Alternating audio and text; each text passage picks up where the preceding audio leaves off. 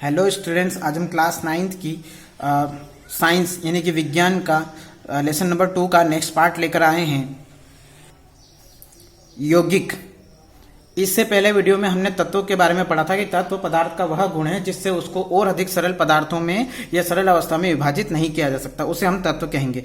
तत्व 3 प्रकार के होते हैं, धातु, अधातु एवं उपधातु। अब यौगिक, एक यौगिक वह पदार्थ है जो कि 2 या 2 से अधिक तत्वों के नियत अनुपात में रासायनिक तौर पर संयोजन से बना है। यानी कि 2 या 2 से अधिक पदार्थों के रासायनिक अनुपात में, एक नियत रासायनिक अनुपात में मिलाने से जो नया पदार्थ बनता है वह यौगिक कहलाता है। जब 2 या 2 से अधिक तत्व आपस में मिलते हैं तो हम क्या पाते हैं, तो उसे हम यौगिक कहते हैं। इसके लिए क्रियाकलाप यहाँ पर दिया है, क्रियाकलाप 2.10। कक्षा को 2 समूह में विभक्त करें। दोनों समूहों को 50 ग्राम लोहे का चूर्ण और 3 ग्राम सल्फर एक चीनी मिट्टी की प्याली में दें। समूह 1 को लोहे के चूर्ण और सल्फर पाउडर को पीसकर मिलाएं।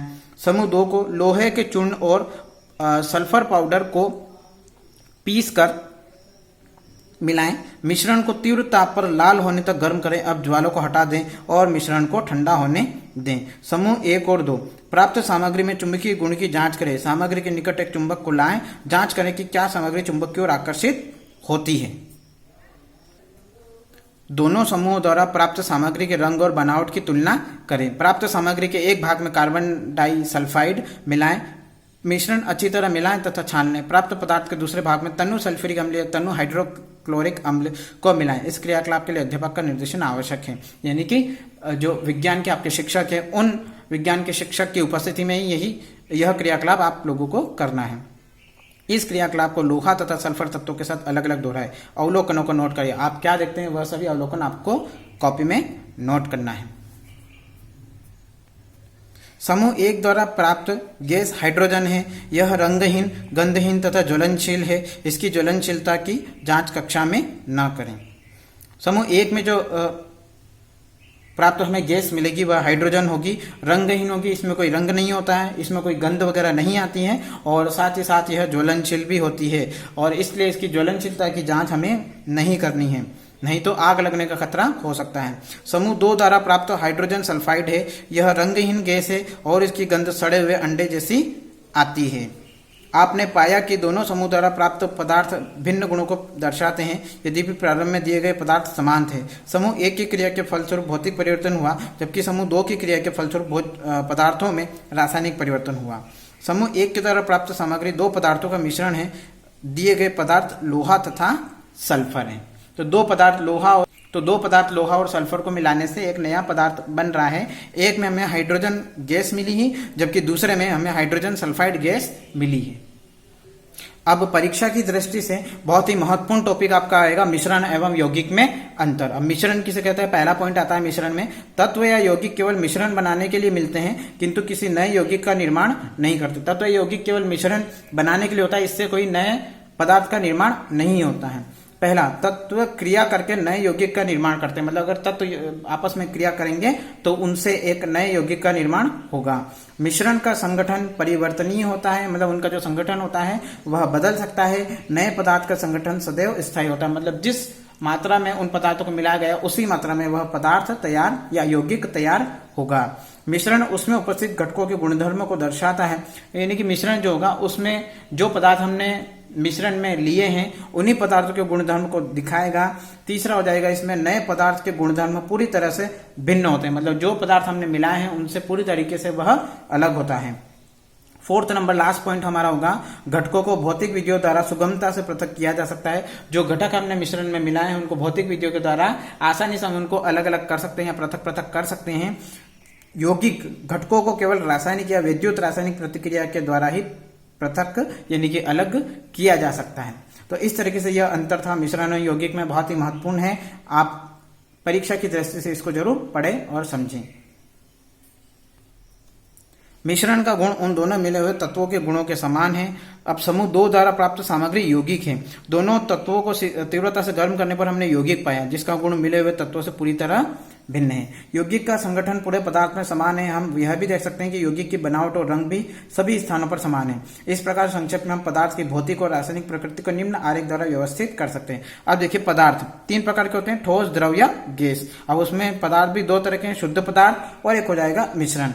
तो शुद्ध पदार्थ में आ जाएगा का एक तो तत्व सरल पदार्थों में विभक्त नहीं किया जा सकता है, और अधिक सरल पदार्थों में विभक्त नहीं किया जा सकता है, उसे हम तत्व कहते हैं। उदाहरण के लिए हो जाएगा कॉपर, ऑक्सीजन, लोहा, हाइड्रोजन, पारा आदि। अब यौगिक नियत संगठन इनका होता है, रासायनिक या विद्युत रासायनिक प्रक्रिया के द्वारा घटक तत्वों में विघटित किया जा सकता है। उदाहरण के लिए जल, मीथेन, चीनी, नमक आदि। अब मिश्रण में क्या क्या आ जाएगा, समांगी और विषमांगी, दो प्रकार के मिश्रण होते हैं, समांगी और विषमांगी। समान संगठन होता है, उदाहरण के लिए समांगी में, उदाहरण के लिए जल में चीनी, जल में नमक, कार्बन डाइऑक्साइड में सल्फर, जल तथा एल्कोहल आदि।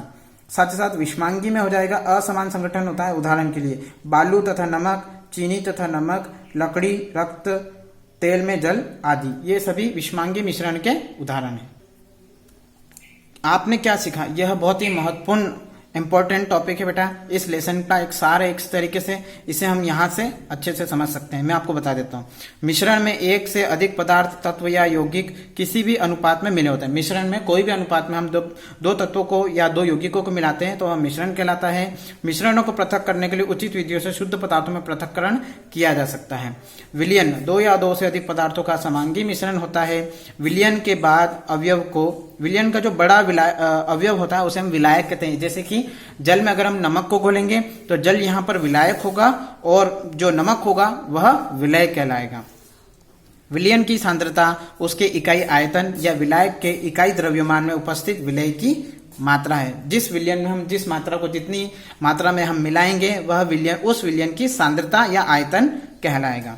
वह पदार्थ जो विलायक में अघुलनशील तथा आंखों से देखा जा सकता है निलंबन कहलाता है।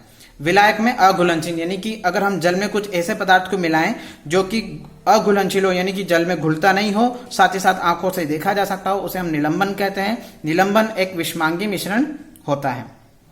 अब कोलाइड एक विषमांगी मिश्रण है जिसके कणों का आकार इतना छोटा होता है कि उन्हें सरलता से देखा नहीं जा सकता। कोलाइड एक प्रक्रिया है जिसमें जो भी पदार्थ होगा उसके कणों का आकार बहुत ही छोटा होता है जिन्हें हम आंखों से नहीं देख सकते हैं, किंतु इतना बड़ा है कि यह प्रकाश का फैलाव कर सकने में सक्षम होते हैं। इतना बड़ा होता है कि जब इनसे प्रकाश गुजरता है तो ये प्रकाश को फैला देते हैं। साथ ही साथ कोलाइड उद्योगों में तथा दैनिक जीवन में महत्वपूर्ण है। विलय कणों को परिक्षिप्त प्रावस्था कहते हैं और विलायक जिसमें पूरी तरह से वितरित रहते हैं उसे परिक्षेपण माध्यम कहते हैं। जो कोलाइड का एक प्रभाव हमने देखा है कि जिस तरीके से अगर एक बंद कमरे में कहीं ऊपर से एक छोटी सी होल या छेद के थ्रू जब सूर्य का प्रकाश जब आता है तो उस सूर्य के प्रकाश में हम मिट्टी के या धूल के कुछ कणों को उड़ते हुए उसमें देखते हैं, तैरते हुए उसमें देखते हैं, तो वही आपका कोलाइडी प्रभाव कहलाता है। शुद्ध पदार्थ या यौगिक हो सकते हैं, साथ ही साथ तत्व पदार्थ का मूल रूप होता है जिसे रासायनिक क्रिया द्वारा सरल पदार्थों में विभाजित नहीं किया जाता है। तत्व पदार्थ का वह मूल रूप होता है जिसे किसी भी और अधिक प्रक्रिया के द्वारा और अधिक सरल पदार्थों में टुकड़ों में तोड़ा नहीं जा सकता है। जबकि यौगिक वह पदार्थ है जो दो या दो से अधिक तत्वों के स्थिर अनुपात यानी कि एक निश्चित अनुपात में जब दो या दो से अधिक पदार्थों को मिलाया जाता है तो उनसे जब एक नया पदार्थ निर्मित होता है या बनता है तो उसे हम यौगिक कहते हैं। यौगिक के गुण उसमें निहित तत्वों के गुणों से भिन्न होते हैं, यानी कि जब जिन दो पदार्थों को हम आपस में मिला रहे हैं और उनसे जो एक नया पदार्थ बनेगा उसमें उसके गुण उन दो मिलाए हुए पदार्थों से अलग अलग होंगे।